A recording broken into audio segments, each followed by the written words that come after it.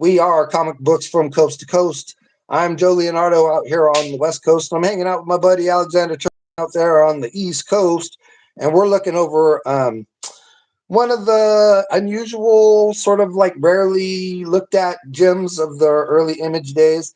And I want to say Jay Lee was brought in just like right after the cusp of their big success when they were trying to like wrangle everybody who was like important out there and everybody who seemed like they were making, like a wave in books, and Image just seemed like they had their target on everyone, whether it was Stephen Platt or whether it was Jay Lee or whether it was Michael Turner, you know what I mean? Like these guys, like who's the other one? J. Scott Campbell, like these new guys that were blowing up, and they were just trying to land everybody they could and get all the like hottest guys over at Image. I swear if they would have landed, if they could have got the Kubert brothers, Marvel would have been completely doomed at that time. You know what I mean? Well, it's weird. Like I don't not. How did they steal these guys away from Marvel and or DC? Were any of these guys DC artists that you're talking about? I don't think they were. Jay Lee had just had that amazing run on Namor. Right, that's Marvel. Yeah. Yeah. So, but I don't think they didn't take anybody from DC, did they? I don't know right off the top of my head. I mean, I don't think it was really so much about, stealing anybody from any company. They were just trying to round up everybody that had the very best. They were definitely thieving. They were definitely stealing. I mean they were. Rob Liefeld stole artists from what, Top Cow or well, he tried to. That's why Top Cow quit for a minute. Yeah. That's what they had, like that big fight, because Liefeld was you say, I mean, we say stealing from a company or whatever, but if you're producing art and you're getting the most money for your art, that's not stealing. That's or being. Do you agree with me on that? Well, I mean, to a certain extent, but like say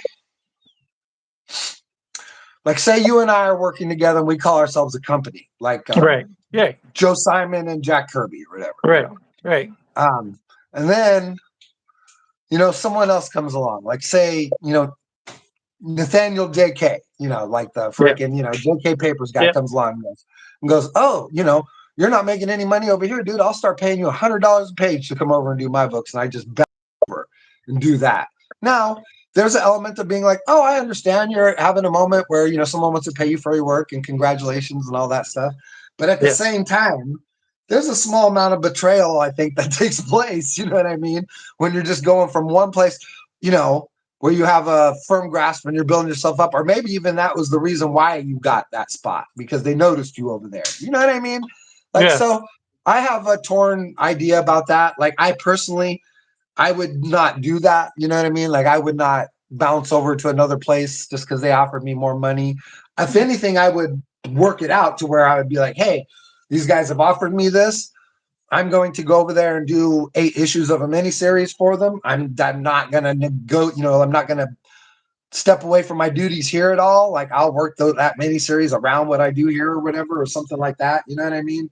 But that's just me, Well, the big difference though is that you're either working at Marvel or DC on characters that you'll never own and you'll never be paid properly for, or you go somewhere else and you own your own characters and you work on your own characters and it's all your own stuff. So there's a big thing there too, because like along with that, and hey, we got 15 people watching this thing right now. We did. Awesome. We did. Then they took off.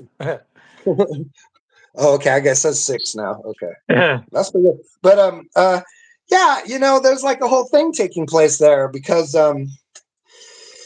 oh gosh, I don't know. Like I just feel like I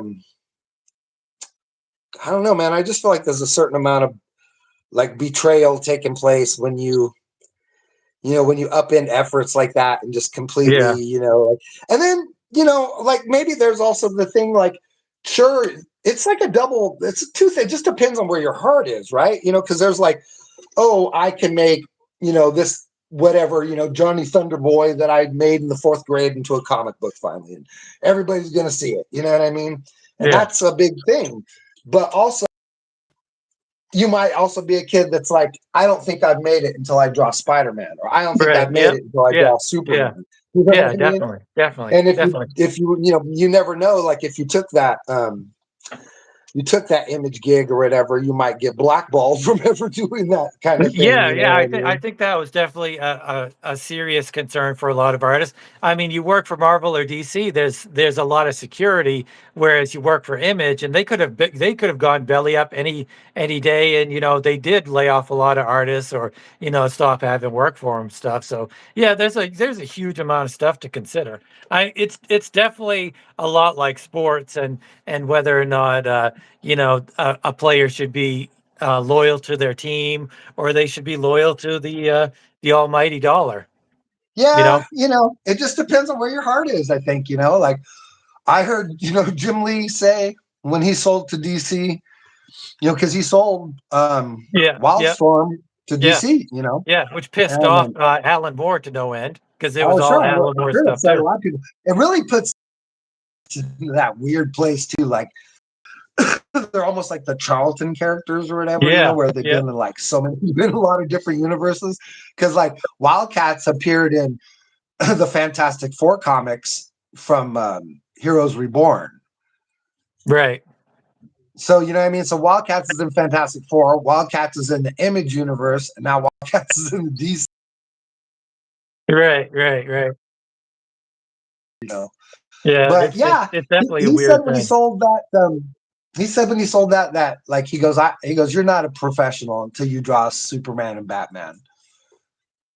Right, And that's what he wanted right, to do.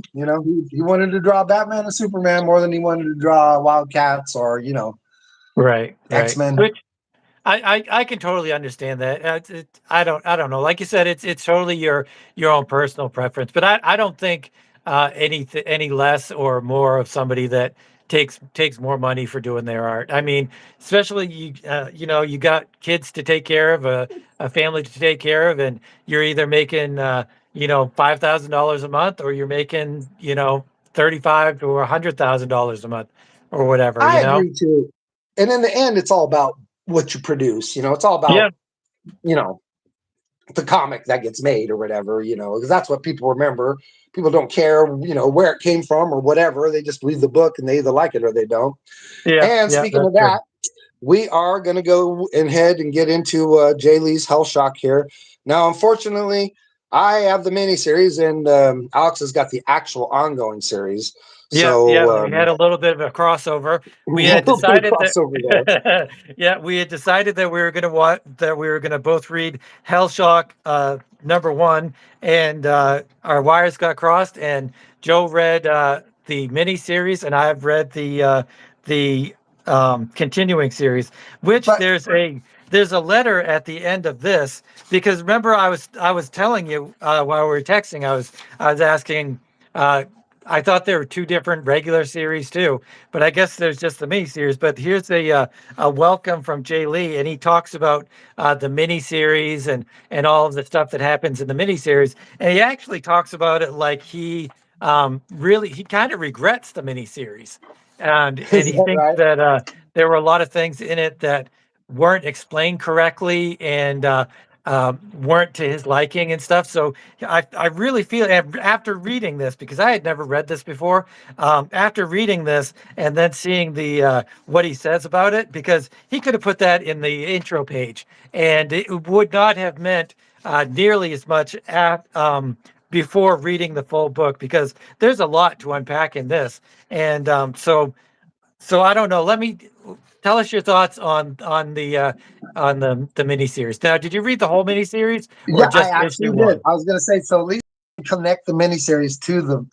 new one or whatever, you know what I Right. mean? Yeah. And see what happens, because yes, I did read the entire series now, or at least the first 3 or 4 issues. I mean, and it's, I want to say, I wonder, like, not knowing what's in that letter, I'm curious if it's like about the art or if it's simply about the story ideas and how some of it is like, because like the first issue in this, the writing is generally pretty bad.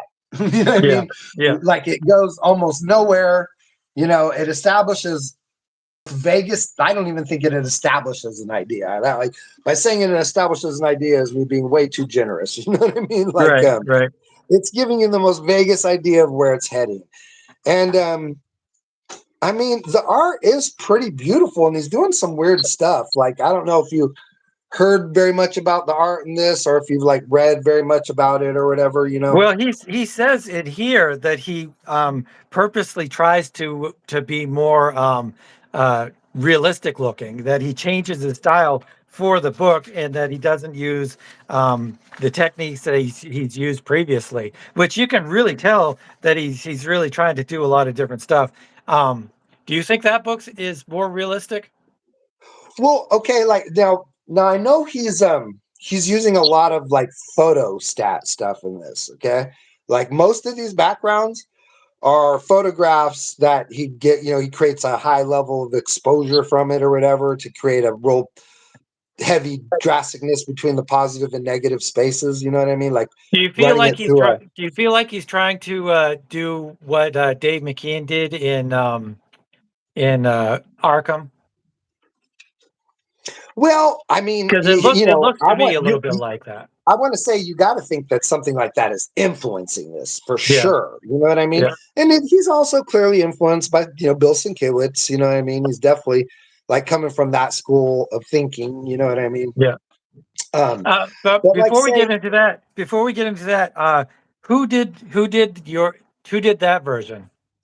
okay, over here we got Jay Lee on the story. Uh, let's see, story and art Jay Lee, colors or Jose Villarrubia. Yeah, yeah, that's who Computer did. colors by David Larks, Richard Starkings and Comicraft doing the lettering. Yeah, yeah. All the same guys. It's the same team. Yeah, that did Yeah. both of these. So like, I mean, he's doing these like, I mean, normally Jay Lee doesn't do much backgrounds. You know what I mean? Like if you look at Namor and Yeah, stuff like that, yeah, the backgrounds are big swoops of just shape and stuff like that. yeah, But yeah. in this, Lots he's of spatter. intermixing his thing. So it's like you have like a shot like this, right, with this cop in the car, and this cop Yeah, is all drawn, but everything in the window behind him is a photostat. You know what I mean? That he's superimposing his art on yeah. top of. Yeah. See, So I was it's a noticing you trippy really think thing. that? You don't think that's No, I strong? know it is. I know it's a Um, photostat. because the backgrounds here are definitely not photo. Because there isn't a single straight line in any of the backgrounds, which I was going to ask you as an artist, how do you feel about using rulers on backgrounds and I your use rulers perspective? on everything, dude. I So use rulers on everything. see, I think I've decided to not use rulers on backgrounds. I used to be like, I'm only going to use rulers. If I'm drawing a desk or a chair or whatever, I'm going to use a ruler on everything, and I don't care what anybody says. But I'm really kind of shifting my thoughts to because I look at stuff like Dave McKean and Bill Sienkiewicz and stuff, and I also look at this kind of stuff, and the backgrounds here are gorgeous. And as long as you've got a good grasp of perspective and all of that stuff, and the lines aren't completely wonky and everything, I'm anti-ruler now. It just depends on what you're trying to get to. You know what I mean? Like, I want to look at those pages, and it seems like they are a bit more. They are falling, and it might be because he got a lot of hell from these pages because they have so much photostat on them. You know what I Yeah, mean? maybe. Like, say, like this is not. This is all his stuff, and then we have one panel up here which definitely is a photostat. You know what I Yeah, mean? yeah. And and then I know, like in the second issue. The second issue is only 16 pages. You know what I mean? And the first What? issue is only like 14 or 15 pages. Huh. You know what I mean? Like All it's right. So 1, 2, 3, 4, 5, 6, 7, 8, 9, 10, 11, 12, 13, 14 pages. huh. No, this is a crazy amount of pages, like 30 or 40 pages. This is a prequel to the miniseries. That this also has like a cool little a little like I guess some early version that he did or whatever, you know what I mean? Yeah, In here. yeah. I guess like he called it the first version. It says that it Right. was banished to hell and this is the only place you could see it. But Yeah. it's as far as Jay Lee is going, I mean, I like that. I like this right here, like way better than I like this. Why don't you go through the story? Yeah, I will right now. Like I was gonna say, like it's he's really trying to push like I mean he already has this really cool thing he's doing over at Namor, and that's where he pops up and gets like kind of starts making a name for himself. Yeah. And my light is really shining on this thing. Yeah, it still looks okay though. Still looks okay. But yeah, like so he's got this really weird cool style that people like, and so now he's coming over, he's got the we got the nod to come over to Image and do something cool, you know what I mean? And of course you want to be like, oh my God, Image is Image, right? So it's all about the imagery of it, you know what I mean? And he's already this great artist. He's not the greatest storyteller yet, you know what I mean? Like that's his kind of weak point.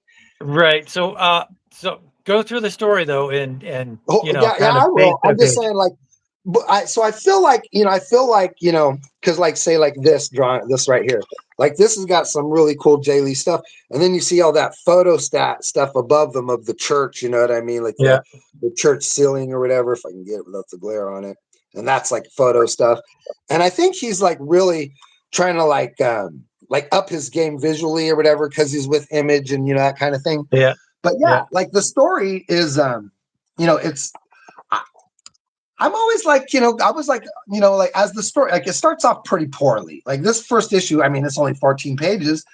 It doesn't offer that much in the way of like making you understand the concept or whatever. But it starts off with this, you got this little kid, Josh, and it's a beautiful, first page to come in on, I mean, really cool set of like splashy things, whatever. I mean, this is the first one, and that's pretty, that's super interesting. All these freaking handprints like that, just like bloody handprints. And I'm guessing those are probably just his, or maybe like some little kid he knows or something. You know what I mean? Like with some ink or something on white paper, and then they did a negative of it or something like that. You know what I mean? Like because that's got to be like that's not drawn. You know what I mean? Those are real hands. Like but and then we come to this cool. There's nothing wrong with that. That's cool. That's cool. Yeah, it's awesome. Then we come to this kid Josh.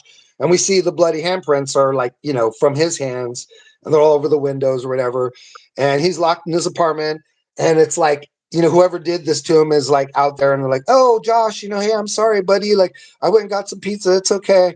And he's, knocking on the door like, Josh, let me in, and it's getting louder and louder and louder. And, it's just it's an odd place to come into.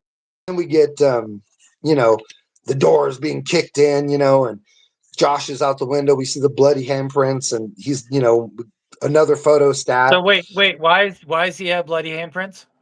Well, we don't know. Okay, as the audience, he's giving us none of that. But clearly, there's some sort of abuse happening. You know what I mean? Right. He's, he's in the apartment. He's locked himself in there. His guardian, whomever it is on the other side. He goes, "Oh, I got a pizza." You know what I mean? I'm real sorry about what happened. And, he just keeps getting angrier and angrier because this kid, Josh, won't let him in. And he kicks the door in.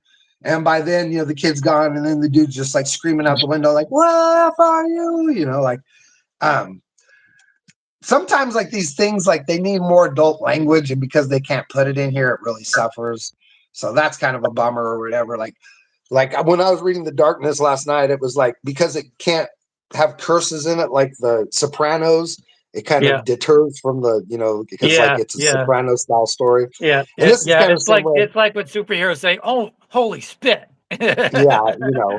I mean, I buy that from Captain America and Superman, but not from, Wolverine and, what I mean? Right. Like exactly. that, Wolverine used to say that a lot. And I'd be like, what? That's lame. But, yeah. So there's a, moment where it should be cursing, but there isn't. And then we come to this church, right? And there's a storm, and the Mother Superior is locking up the church, and she's got a scared, assistant nun with her. And they notice there's a haunting gentleman in the church, and the church is locked up. And she comes over there. Why don't you read that page?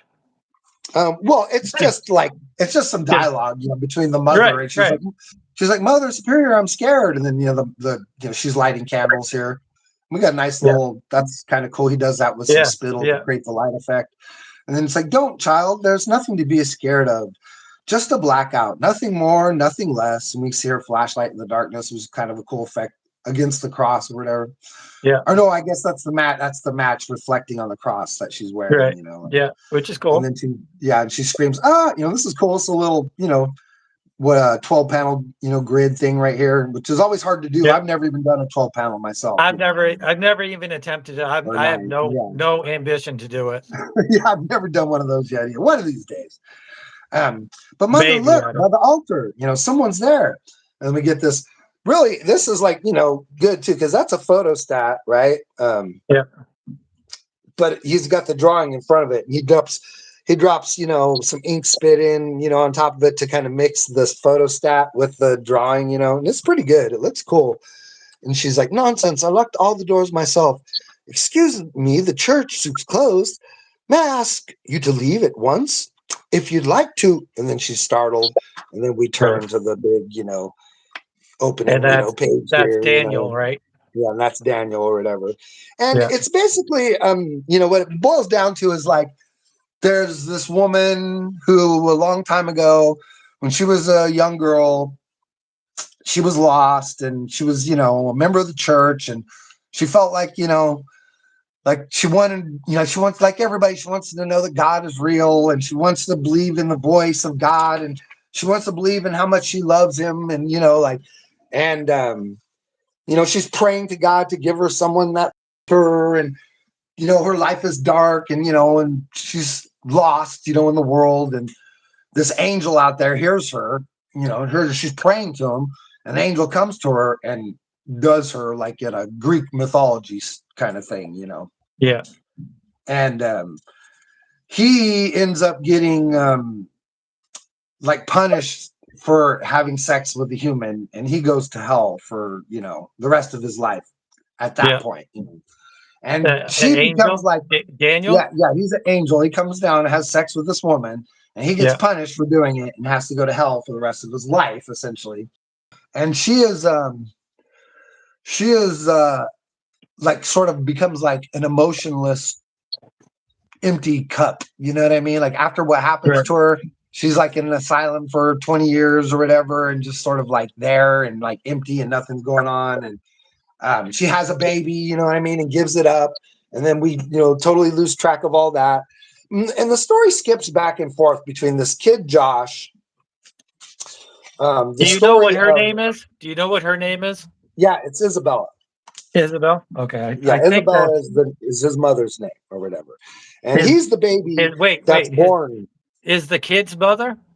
No. See, the kid's story has nothing to do with Hellshock's story. Okay, so who is Isabella? Isabella is the woman that was raped by an angel. She was raped. She wasn't. Yeah, it wasn't consensual. Well, she wanted it, I guess, but like she's a child, she doesn't know any better. He seduces her or whatever. You know what I mean? Huh.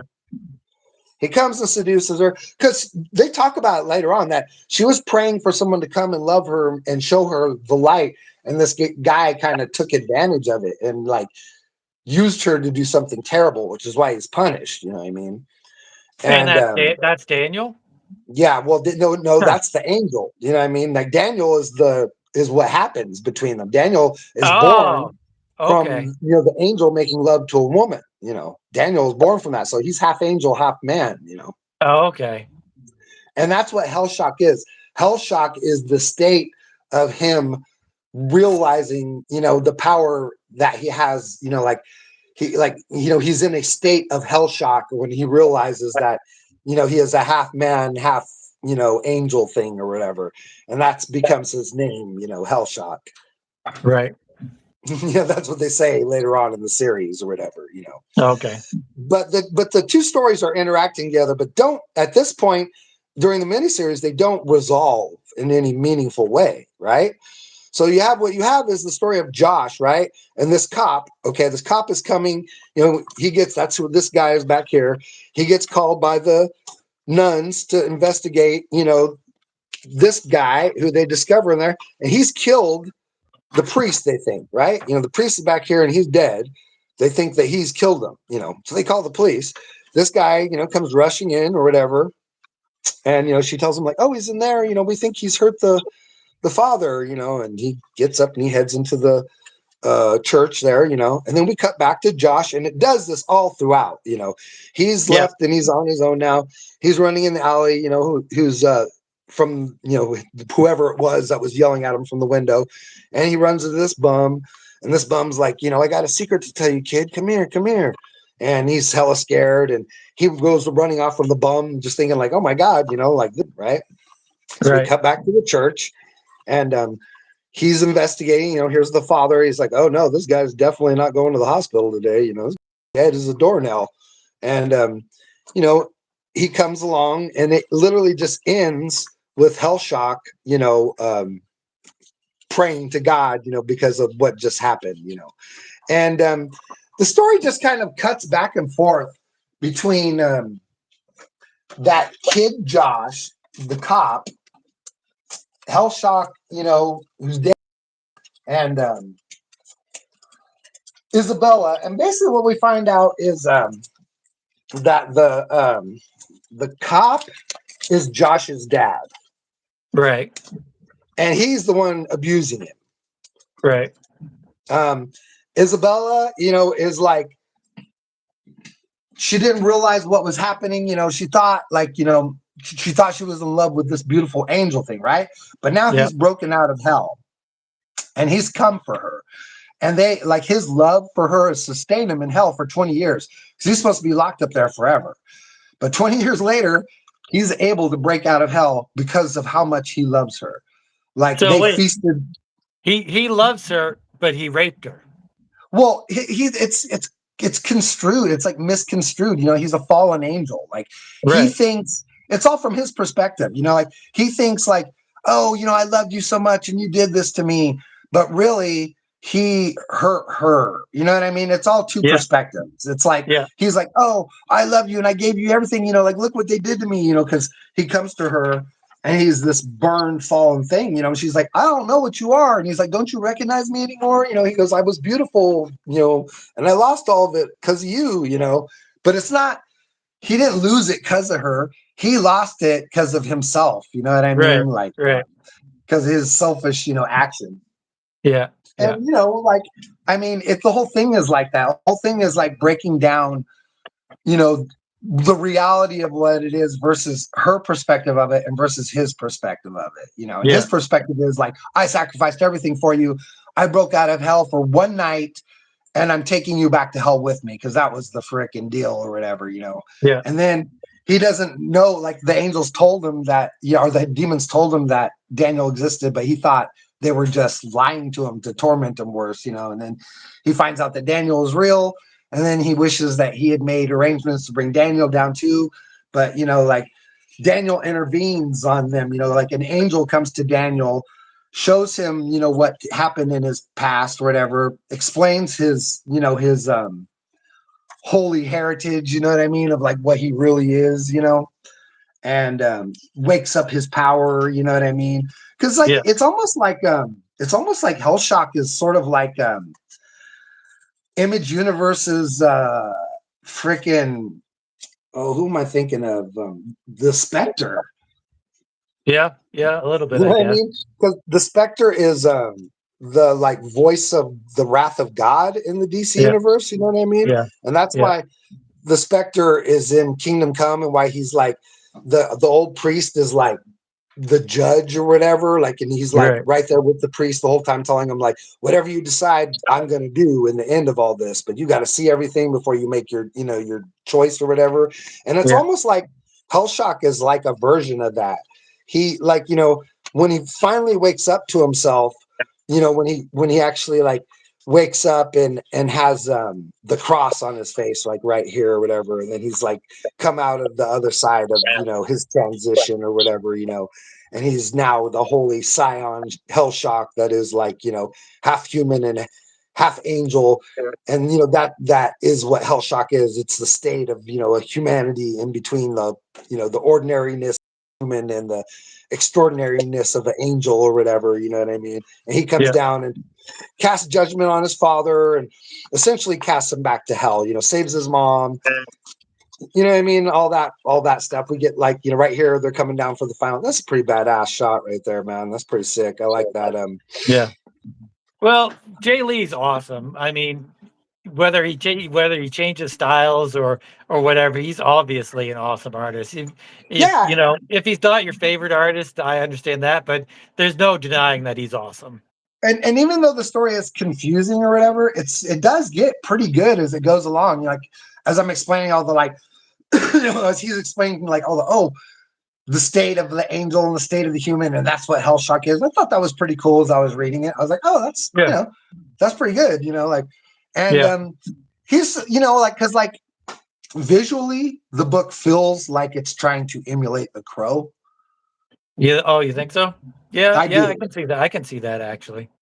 And I feel like it's very influenced by that. You know what I mean? Like it's trying to look like The Crow and trying to feel like The Crow. Obviously, like, without obviously trying to rip it off directly, but still trying to, sort of pinpoint all the things that make The Crow interesting and sort of like do a riff on that is what it feels like to me. Yeah. Yeah. All right. So let me talk about this Hellshock number one. And then real quick is like the kid Josh too. The kid, what he meets in that sewer is a version of himself. It's like a twin, and this twin tries to get him to kill his dad, like because his dad's an abusive cop. He has a gun, and this like evil twin version of himself is almost like and it ends up being in the very end. It's like a devil that's trying to claim this little kid's soul, but it doesn't explain why or what the importance of it is. And it ends with the little boy like running into the streets, not killing his dad. Like he's like the cop is home, like exhausted, asleep in his chair, and he's drunk.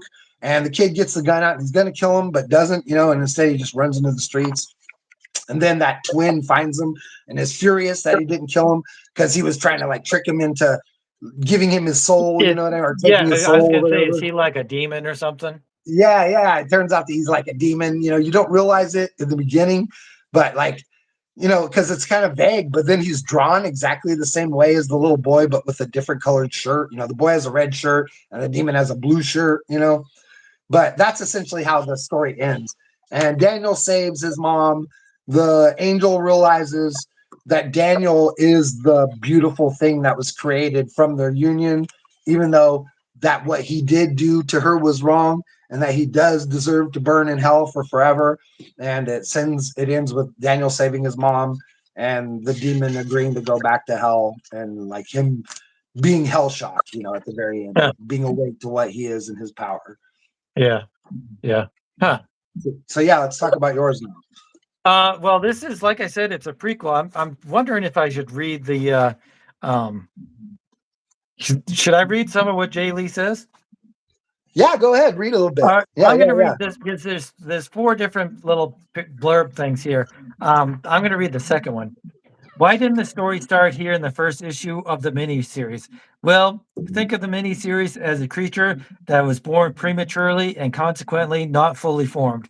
When 2 years ago, I was given, they really needed an editor or something. I think there's whoever edited this, if there is an actual editor, I don't think there is. There's so many like typos and misspellings in this. It's like, dude, get yourself an editor. You're making. Is that right? Even, like you would think on a professional level, like my daughter just recently went over Entropy Alliance #2, and like there's a few, but there's not that many. You know what I mean? Maybe a dozen or something like that. Right. And I'm an amateur. You know what I mean? And that's over the cover of the whole book. If you got an editor, or if you've got the money to get an editor, then you should get one, because misspellings and typos, they just.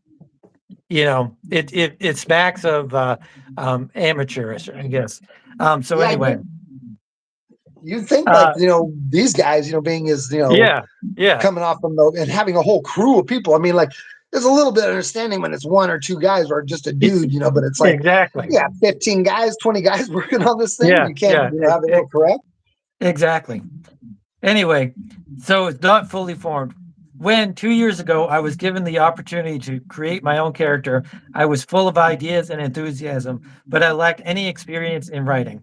I knew that I wanted to move away from superhero genre that I had been drawing. my work was becoming darker and darker, and not just because I used a lot of ink. So a supernatural mystery horror book was the natural choice for me. But I didn't have the time to think of the concepts through, and the execution of that story was rushed and unresolved. So a lot of that stuff that you're talking about, he kind of admits to here. Now I have taken my time. For the last 2 years, I have been researching um, all the background elements that I was to include in the story, as well as plotting a story arc that will last approximately the first 12 issues of the series. You may think that this sounds overly ambitious, and it might be, but I think that the story I concocted deserves the room to be fully explored. So he recognizes his failings as a writer in that first miniseries, which is cool. You know, that's a lot of self growth and stuff like that. Um, It but came together but pretty good in before the end. but before I jump into this, how do you like the coloring in the books? I do. I generally overall like the whole appearance of the books. I mean, like I said, they're definitely like going down that like, Bill Sienkiewicz thing or whatever. Yeah, yeah. But I just generally speaking, I love Jay Lee's work. right. I think the colors often superimpose over the black and white art, and I don't like that. Like I would rather see Jay Lee's inks, pencils and inks than some of the color and stuff. Like it's super dark and it's good. It's obviously good coloring. Like you look at it and you're like, hey, this is really good. It's got lots of, textures and watercolor looks and all of this cool stuff. And there's lots of great lighting and stuff. But then when you're looking at it, you're like this face here, that it's nice and pink and purple. It has all these really beautiful colors, but it like it's taking over the original artwork, the original Dude, pen and ink work. I know exactly what you're saying, and that is like, Like I this don't, whole page dude, here. like, there's just, what I mean, like, say something like this page right here, where so much of it is Photoshop or whatever, like all that Yeah, fire is Photoshop or whatever, yeah, and I mean, to a certain level, it adds a cool amount of character to the art or whatever, what I mean. But then there's it's just like we had talked about before, where I'm with like with Entropy Alliance, like there's like an overwhelming need for me to want to do it in black and white, but you also yeah. want to see, because like the color just looks so good. You know what I Right, mean, right. dude? Like, it's like, it's a hard line to walk, or to know which. I don't know if one is better than the other, dude. Yeah, Like yeah. the black and white, it looks so rad when you do it right. You know what I mean? It's just like, it's so freaking rad, dude. Like the I black I and white stuff really is just like I so next really level.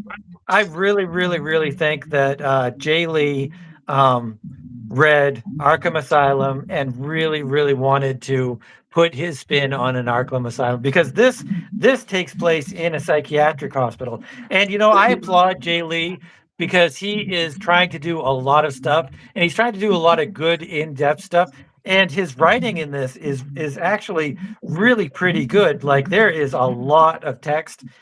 There's narration up the wazoo. I mean, look at all this stuff. And you look and you think about like Spawn, the first issue of Spawn, where Todd McFarlane just goes on and on and on, and it really kind of is nonsensical almost, and it's not really good writing. This is pretty good writing. I feel like he learned a lot from that first miniseries, but it's also what he didn't take away. I think he like what he's thinking of as over accomplishment or trying to do too much, like what he was saying in that introduction thing, whatever. I think he's thinking more words means better writing, and that often isn't the case. Uh, but so let's go through this. This is a super simple story, super simple. But like I was saying, the one of the things that I applaud about him in this, and I don't know about the first one. I guess it's like an overarching theme of religion and all that stuff. In this, the main character, I don't know what her name is. I kind of thought that she was Isabel, but I don't think she is. She's got something to do with Daniel, though. She's a psychiatric She's like new to the psychiatric stuff. She's like, Well, I don't know what, yeah, if it's a an prequel, intern. maybe it's like, she's probably a completely different character than someone that Maybe. appears in the Maybe. miniseries. I think he also says that he retcons a couple of things too. So she's like an intern at a psychiatric hospital, and she's given these patients, and but like the very beginning is lots and lots of narration of horrible things that are happening in the world, basically. Like I'll read this first page, and that's really going to set up pretty much the whole book. My nightmare always starts out the same, a maze of flickering passageways and rickety steps. Sometimes I'm alone, sometimes not. A killing orchestra of laughter and screams materializes out of the blackness beyond. But in my nightmare, I never see what lies in wait around the corner. Just as the ground opens up or the walls close in on the monstrous attacker grabs me, I wake up breathless, exhausted, relieved to be in one piece and out of danger. But the fear remains unresolved because it is never faced until today. Today is my first day in the madhouse. So, I mean, his writing's pretty good. There's something about it though that That, I feel like he's trying to be like Neil Gaiman or is he uh scripting that himself, or is someone else doing the yeah, script no, writing? no, this is all his writing. So he's Okay. really trying his hardest. He's really pouring all of, his abilities into it, and I really appreciate that. And it's not bad writing. Like it's pretty good writing. When I was reading it, I was thinking in my head, "Holy crap, this is a whole lot of words." But I'm also like, this is kind of interesting and kind of entertaining, but not to the fact where like Neil Gaiman. Neil Gaiman could write anything, and I'm like, Right. this is interesting as hell. Or Alan Moore, So, or any real so writer. it doesn't say Villa Rubia as one of the story guys? No, nope. He's a paint. He just painted it. Because on this it says art by Jay Lee, and it says story by Jay Lee and Jose Villarrubia, then colors by Jose Villarrubia, and Nope. computer colors by David Larks, color by Jay Lee, pen up by Adam Kubert and Jay Lee. No, Huh. no. This is completely Jay Lee. I think that's one of the reasons why he was like, I'm doing this all on my own. The as far as the the line Dude, can you work and see the writing and can you stuff. see the art on this one right here or whatever? Like, dude, like look at Yeah, those faces or whatever, you know what I mean? Or like this one right here of him lighting the cigarette, you know what I mean? Like that is a yeah. really cool looking face, you know what I mean? Like he It is does well, like draw. I said, he's obviously an awesome artist. Yeah, he's an But I awesome like artist. I wish there was a black and white version of this so we could go over it as a black and white and as a color version because like That's why I said like that's when I was like, dude, I want to do Entropy Alliance in black and white and in yeah, color. yeah. But this really it goes through the main character's life basically as working at this insane asylum, and she's got all of these barriers, and like the mental patients won't talk to her because they're mental patients and they don't trust her and stuff. But so he also mixes in like this homelessness thing where there's a homeless guy who tries to pretend that he's mentally ill because he wants to get off of the street and he wants to get some food and stuff like that and some shelter. But most of the doctors know that like they can figure out who is mentally ill and who isn't, so they just send him back onto the street. This guy, Fred, I think, or Frank or something. And that's one of the things about the writing too. Is like I don't know any of the characters' names, and I don't really care about them. Like there's something about good quality writing where the names of the characters because you've got invested in them. But then she just I mean, goes. how many pages is that in right there? Is that right at the beginning or? This is only in like first 4 or 5 pages. But yeah, that's my other comment is that it is like if this was condensed down into the 14 pages, I almost think it would be better because I was there's gonna just say, those he pages draws are dense, dude. I'm just looking at the text on those pages. It looks like a lot. he draws it out, and like I said, nothing really happens. It's basically this main character, whoever she is, I don't even know what her name is, and she has all of these experiences with the inmates or whatever they are, and she does have some interactions with Daniel, but he's like mute or he doesn't talk, and he's like almost in a catatonic state. So he's not interesting at all. And the only time he does do anything interesting is at the very end when she's going to quit because she doesn't feel like she's doing anything worthwhile with her time at the hospital. Like she wants to be a doctor, and she just sees these homeless people and these mentally ill people, and they're not getting better. And so it is interesting that it's like an introspective into mental illness and depression and homelessness and all of this stuff, and how she really feels bogged down by all that stuff, and she finally is going to quit. And then she goes to Daniel, and he is holding his hands like this is here, holding his hands, and she sees it, and she has some sort of realization or revelation or something, but it doesn't really make any sense. I'm going to read this part here, which really I'm fast forwarding it to the end, but it's really,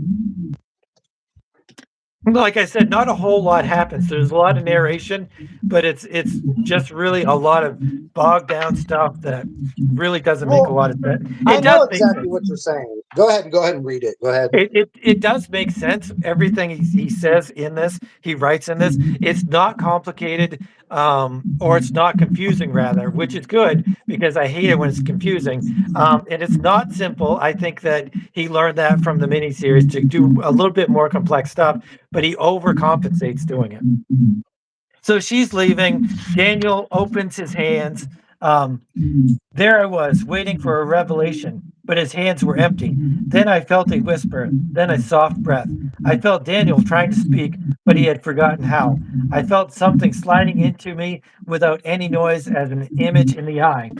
Something impressing the conception of speech onto me, but it was a message beyond words. I was completely surrounded by it. Suddenly, I was in touch with so much sadness, pain, like I had never seen before. So she has this like realization about pain or something, suffering. And I don't know why, because she says like that's a parting gift from him, but that doesn't sound like a very good parting gift to me. Yeah, it's like a weird epiphany, but like like the thing is it's not working if you have to explain everything like that and you don't get any of Right. it from the page that you're looking at. You know what I mean? Right. Like, Right. you're just all of a sudden you're reading Exactly. text from a different thing or whatever that doesn't really, Yeah. you know what I mean? Like, is it Yeah. going wherever like you're supposed to be going, you know? But Yeah.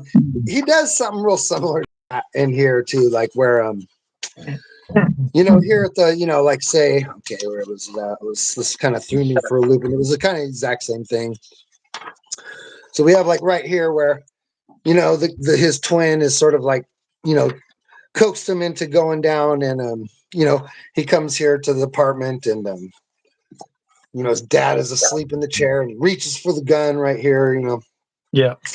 And then, you know, I get that he's trying to cut back and forth dramatic. So here we're with Daniel and his dad, the angel, and here we're with Josh and his dad in the apartment. I guess there's supposed to be some reflection happening there, you know what I mean? Like the son and the father dealing with their father's sins or whatever, or something like that, maybe, you know? Yeah. And then Josh pulls the gun on his dad, who's like out cold, he's drunk from a beer, you know, and then Daniel's facing down his dad, and then Josh, and then Daniel, and then Josh with the gun, and then Daniel, you know, and then like and then Daniel strikes, you know, his dad or whatever. But like, see right here, he's just turned away, okay? There's no background or anything. And then he's just like lamenting that, you know, he wasn't a good enough son to make his dad love him.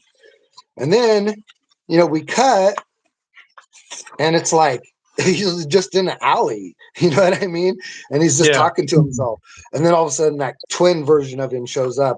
And I was like, what? Like, he was Right. in the room Right. with his dad. Like, you know what I mean? Like that was Right. the last thing we saw, him standing with the gun on his dad, still with the gun in his hand, and then just like the next time you see him, he's in the street. And I was Yeah. totally lost. I had to go back and reread it a couple of times to kind of like, and then I had to put it together in my head. You know what I mean? Like you're talking about, Yeah. like, oh, I guess he's trying to do this, and I guess he's trying to do that, or whatever. But it's very confusing, and like, you know what I mean? The art isn't showing the things he's saying a lot of the time. Yeah. Yeah. And you should never do that. You should never use the dialogue to tell you something that isn't on the page, or a panel that is between two panels that doesn't exist. Yeah. Yeah. The old adage, show, don't tell. Yeah, that the story should always just like center around whatever is on the page, and you know, just breaking down the moment, you know, like you would in a book or whatever, you know, Yeah. not like Yeah. so much being like, I always hated it when, you know, when they show a panel of Spider-Man jumping over a car and flipping and, you know, spider webbing some guy, and then at the same time he's thinking, oh, if I just jump over these cans and flip this car, I can spider web this guy. You know what I Right. mean? And it's Right. like, Right. you know, dude, like we could see that. No, I didn't need a bubble telling me that. Right. You know, like, Yeah. Yeah. Exactly. That's why I mean. But there again. There's a.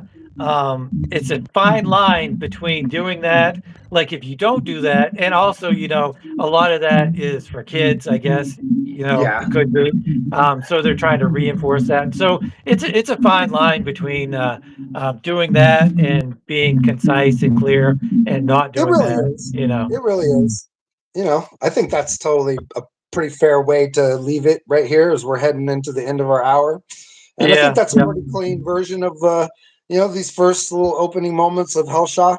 And it's a pretty fun concept, but I think like we've both agree that it's weighed down by too much of his like trying to delve into the psychology of the idea. And like it would be more fun if it was more of a comic and less of like trying to be some heavy study of what it is or Well, whatever. I really appreciate that he's trying to do something loftier, that he's trying to, you know, explore themes that are interesting and stuff like that. And I appreciate that, and I did enjoy reading this. But what I think the biggest thing is his writing doesn't have personality. You know, Yeah, some well, he's writers, admitted, you know, he says at the beginning of your little thing that, you know, you know, that his art was blowing up, but you know, when he finally had a chance to write something, he really didn't have any experience as a writer. Yeah. You know, Yeah. he knows what he likes, but not really how to get there. You know, I mean, I get that, dude. It's hard. Like you know, It is. I find It is. myself like struggling sometimes to find a voice for a character, because like say if you're writing someone in a book, you can go, oh, their skin color is like this and their eyes are like that and they have hair like this, and you know what I Yeah. mean? You can say all these things about them that will help inform who they are, but all that is drawn in a comic. So all Yeah. you can really Yeah. do is say what they say, you know what I mean, and think what they think. Yeah. And that could be tricky because you want to give the person a type of personality that's identifiable without making them a character, you know, type or Right. whatever, where it's like, Right. oh, Right. shucks, Shaolin or whatever. That's the hardest thing too, is making, you know, not going over the top with, you know, so many characters are like they're supposed to be comedic, and then they turn them into, you know, a joke, just a big joke. It's like Love and Thunder, where they wanted to do, you know, a funny thing, but also kind of serious, so they went too far. It's like they go too far, and that's, as a writer, you can do that very easily with a character. It's hard to know when you're getting it right or when you're not. You know what I mean? It Yeah, really is. yeah. You just kind of do what your instincts, you know, think is right. You know, I watched the thing with I think it was Garth Ennis. He's the Scots guy, right? Garth Yeah, Ennis is yeah. the one that talks like this, right? Like, Yeah, he was saying, he's like, he goes, I just come up with a basic outline and then I just make it up as I go. You know what I mean? That's what he said, you know, and I was like, and I vibe on that. You know what I mean? Because that's kind Yeah. of what we do. You know what I mean? Like, just, you know, you just kind of want to let it be organic, I feel like, you know what I mean? And you want to head it in certain directions, but sometimes, you know, something slightly different might take place and you got to be okay with that. You know what I mean? And just be able to, like, you know, let it kind of live or whatever, and not be so like, oh, well, this has to be about the psychological grounding of this idea or whatever, you know. I mean, you can have so much of that stuff, but the characters have to have a certain amount of like life to them or whatever. They you know what I mean? do. Just- They do. it's hard to know. Like, say, you know, I have that scene where, you know, where Red Genesis kind of like comes to the realization of what he's done, and it's like, oh, you know, you want to show it, but it's like having not really done much of that, I found myself a little out of sorts, you know, and I tried to approach it as best I could.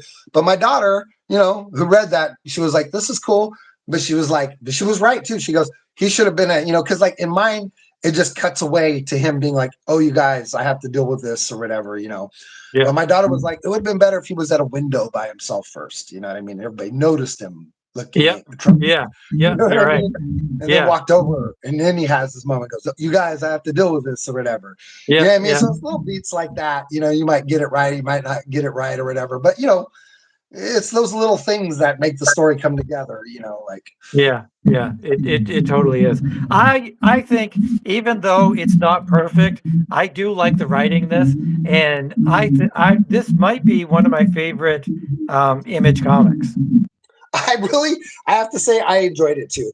Like, it is wacky at the beginning, right? But it, you know, and even though I didn't really understand what was happening with the Josh character in any bigger scale, you know what I mean? I mean, obviously, I know what's happening. I mean, he's having this little, you know, they were having this reflective moment where his story is supposed to reflect Daniel's in some way. But Yeah. you know, I got no proprietary idea of where it was supposed to be heading or why it was there. You know what I mean? Right. Yeah, it was still fun to read. The book is gorgeous. You know? Yeah, it's beautiful art. Yeah, and it's sort of like I said, it's like a cross between, you know, the character Hellshock is somewhere in between, you know, the Crow and frickin' the Spectre in DC. You know what I mean? He's some sort of Well, it feels a little bit like. Have you ever read Preacher or watched the TV show? I'm familiar with it. It's a little Preacher-ish. Only Preacher is a little bit more tongue in cheek, but it's also written way better too. So Well, I it's feel like Preacher is American Gothic or whatever. You know what I mean? Like Preacher Gothic, like the way Texas Chainsaw Massacre is American Gothic, the way like Psycho is American Gothic. It's like farm American horror kind of thing, you know. it kind of is. I mean, it's Garth Ennis, like you were talking about earlier. So it's nah. You know, the butthole guy and freaking, you know, I mean, Well, like, it's just Garth Ennis has that whole weird, you know, that whole stuff weird boys Yeah, stuff. You know, the way they lock him in the freaking, you know, the freaking coffin cat. and go Yeah. into the swamp and everything. Yeah, You know? yeah, It's like American Gothic, you know. I mean, yeah, like, you know. yeah. It's a little kookier and weirder, whereas this is a little bit more serious and introspective. Like he's Yeah, it's not just going more, for any kind of it's laugh more at all. emo. It's more emo, you know what I mean? Like, Yeah, you know, yeah, definitely. you know, emo freaking superhero, you know, like I said, I couldn't help, like, I always want to compare it to the Crow, you know what I mean? Just Yeah, visually, yeah, it takes a lot of cues from the Crow, you know, like from his face makeup and this, you know, the whole doomed love thing, you know, from the Crow, and the whole, like, you know, like sacrifice and love, and because that's like what it like there's more than a handful of times where he'll say, oh, the creature feels unadulterated love, and that is another word for angel, you know. right, yeah, So like whatever he is, he's some sort of, like, you know, angel of life, some sort of wrathful angel of love or whatever. Or, you know, the very fact that he is an angel means he is very like the embodiment of love on earth or whatever. And I just, all that stuff always brings me back to the Crow, you know. But yeah, it is yeah, that makes sense. and it's fun, you know what I mean? It's a fun read. So I would recommend it to anybody who likes those kind of things. If you like the emo, like, you know, Crow thing, this is better than any of the other Crow comics that they've ever made. Like, if you're not buying The Crow by James O'Barr, don't buy it, because everything else, because, you know, half a dozen other Dynamite has tried to do it, Todd McFarlane has tried to do it, Dark Horse has tried to do it, you know, like, nobody gets it, you know, like they're bad. Yeah, you're right. I hadn't really thought about that, but you're right. And this is probably the best version, you know, if you're not going to read James O'Barr's Crow, this is probably, you know, close to something like that, and it's a pretty fun read as well. Yeah, I don't know if I could recommend this. I guess if you love Jay Lee, then obviously you want to you're get gonna it. enjoy this. You're gonna love this probably, because it's beautiful. The art is really good. The story is not really a lot of story as far as plot, but like if you're really like when you read this took me a long time to read, and there's something to be said for that too. It's like you know, if you read any manga, it takes you you know 2 or 3 minutes to read a graphic novel of manga. That's the thing too, as I'm sure he's trying to make up for these right here because these Yep. things go Yeah. down in an instant, man. You can read one of these things in 5 minutes, dude. Yeah. Like, you know Yeah. what I mean? Like, He overcorrected himself, but yeah, I think he's just it's not a oversteering totally shit. unenjoyable read either. Yeah, that's cool though. Hey, So man, if this I has was been, oh, go ahead. if I was gonna give this a rating, what would you give yours? Or think about it. I would give I would give it a 7 out of 10. You know, I would give it yeah. you know, a higher than normal score for the art. The story is not great, but it definitely comes together at the very end, and the production is extremely beautiful and very professional. I love Jay Lee. If it was a 10, you know, if I'm saying a 10, I'm going to say a 10 is like, you know, and this is not even like to say like this is a 10 as a comic book. No, I'm not saying like this comic has 10 writing, 10, but everything, if everything comes together to form a 10, I'll say like Fantastic Four's Galactus, you know what I mean, run, or like the freaking Dark Phoenix saga, X-Men is a 10, Yeah. or Kingdom Come is a 10, or, you know, Marvel's is a 10. I would say something like this is a 7.5, you know, I'd say a venturing toward 7. 8 category, but 7, you know, 7.5. Yeah. I'm saying a 7 on this. But it doesn't reach any kind of great level or anything like this where you're like enthralled and the characters become important to you or anything like that. You know, you're not going to come back and be like, oh no, they killed this character. What am I going to do? Right. For artists like me, you know, because like a big part of for the story is the art for me, and I really enjoyed this. I think anyone that enjoys dark fantasy, dark horror, and, you know, kind of gothic emo, you know what I mean, characters and that kind of stuff. If you're into vampire stories or that kind of thing, Hellshock will probably speak to you, and you'll probably enjoy it quite a bit. Yeah. So there we go. Yeah, that was our run on Hellshock and beautiful Jay Lee art, and we just want to take a moment on I don't know, over here in the West Coast, anyways, a rainy, you know, fall afternoon, and Yeah, it's raining here too. I'm gonna try to watch Frankenstein after this. oh, dude, I've watched that thing so many times. I watched it yesterday, man. Like, That's it's so awesome. good. It's really great, man. Like, it's you know, and it's almost like the Two Towers. Have you ever read Lord of the Rings: The Two Towers? Yep. Okay, you know how that story is told as 2 different books in one book.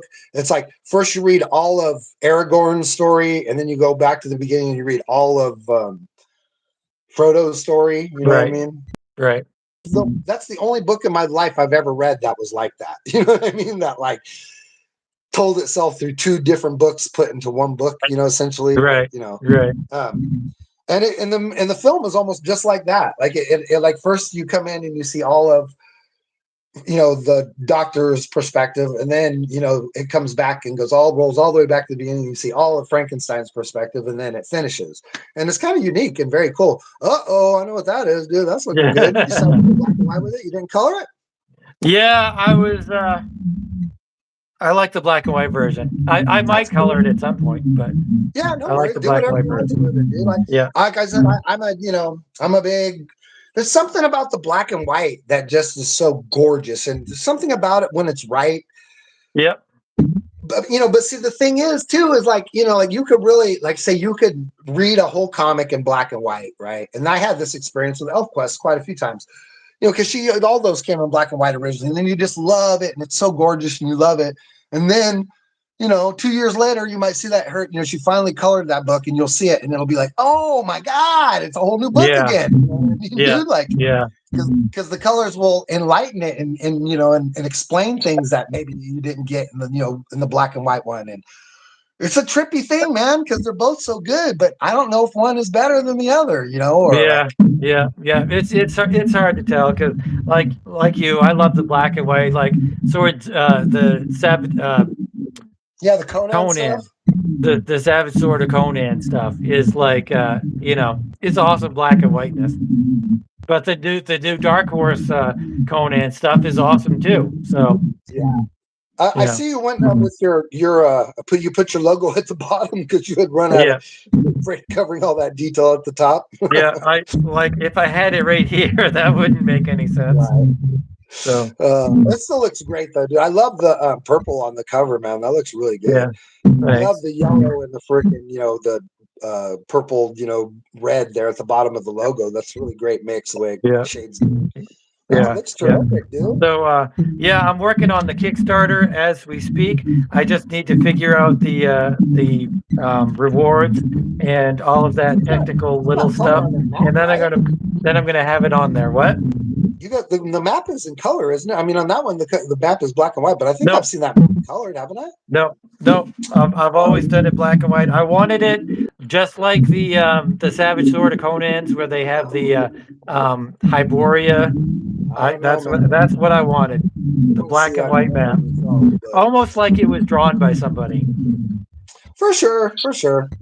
It's your book. Because they have these programs now where you can get a map maker. My stepson did that with his Dungeons and Dragons campaign, or this thing that he was working on. So he used this big map maker, and everything looks so professional and everything. I just did not want it. I almost put this on parchment, kind of like the intro letter here. But intro page is really great. That looks awesome. Yeah. The whole book's coming together beautifully, man. Like, let's see Yeah, the back half on there now too. What's that? Keep paging. I want to see more of it.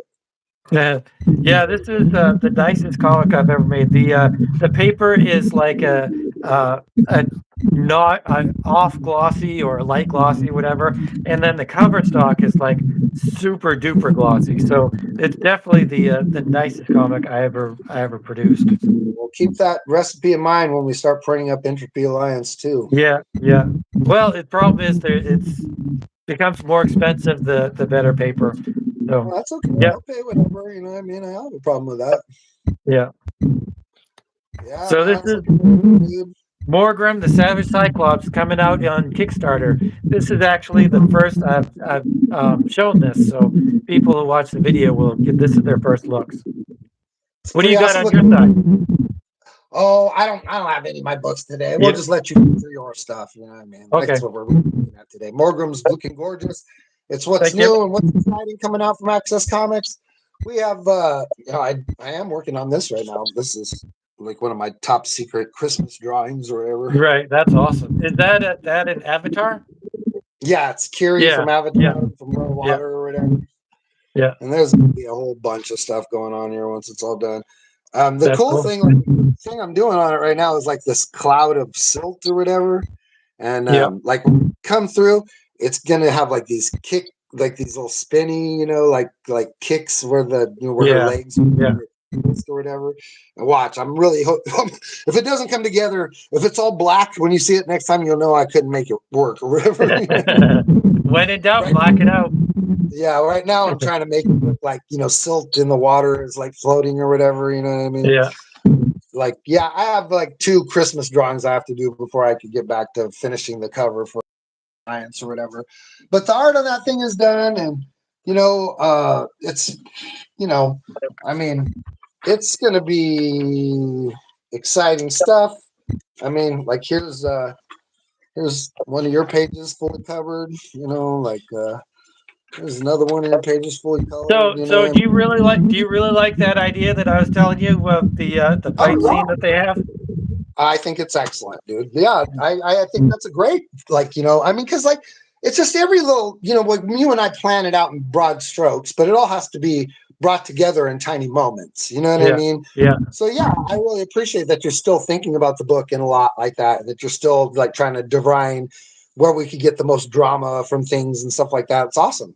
You just let me know if you're going to draw it or if you want me to draw it. You know what I mean? No, I'm definitely going to draw it. I just wanted to make sure that because Superion having this, well, like he's your Superman, and you almost like him to be infallible, but like this letting the reclamation win or failing to stop all of them or something is kind of a failing for him. I wanted to make sure that was okay. I think it's important to show,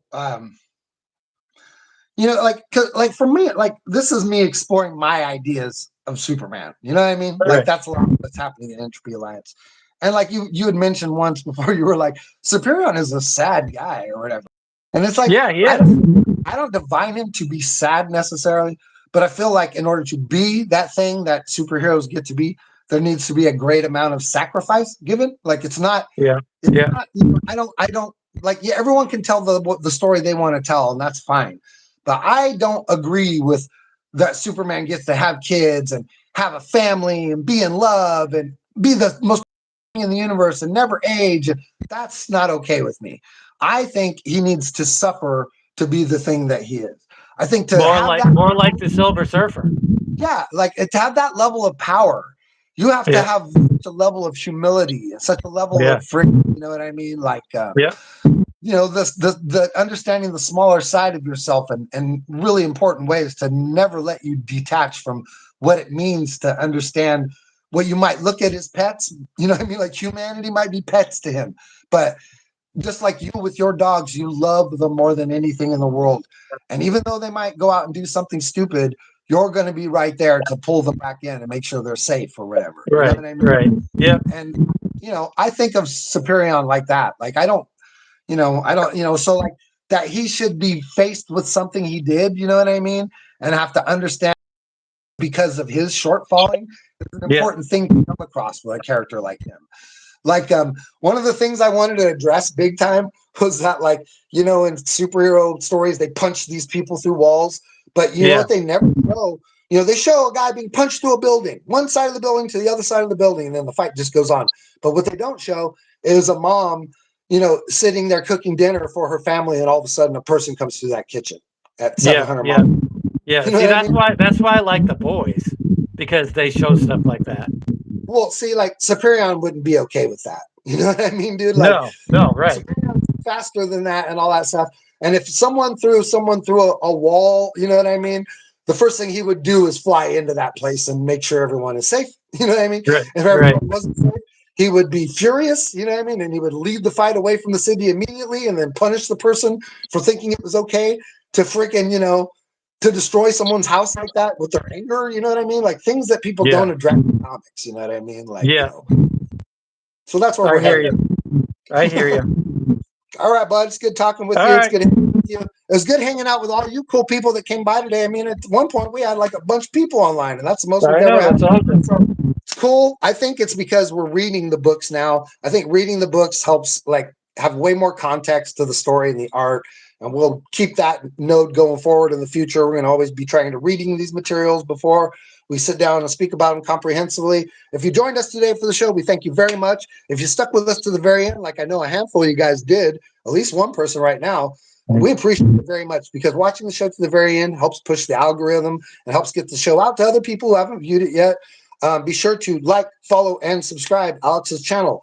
Be sure to hang out with us every time you see comic books from coast to coast popping up. And you know you're going to get super fun art, super cool comic book creators, super cool underground stuff, and all the connection to cool comics and all the great stuff that we love as comic book creators.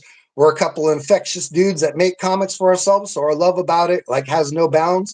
We like to hang out, we like to talk comics, and we appreciate you guys coming around and talking comics with us. Alexander Turbin is the creator of Morgrum, the Cyclops, now on Kickstarter. He's also the creator of Random Access Comics, which is a wonderful anthology where all the different artists that we make contact with have opportunities to get their stories, regardless of how big or small, into print. So if you're an artist and you would like to get your comic into print, be sure to contact Alex. Alex is also a comic book printer who makes wonderful comics like Morgrim himself. So if you have a comic that you'd like to get printed, be sure to contact Alex. And I think that just about covers all the notes. Yep. I think so. So you guys, once again, this was Hell Shock by Jay Lee. Super awesome. We really thought it was great. 7 out of 10, we'll say. And just like Jay Lee always does, we got to get back to the drawing board. And just like we want you guys to do, remember, here at Comic Books from Coast to Coast, our motto is keep on creating. Have a good one. Thanks for watching.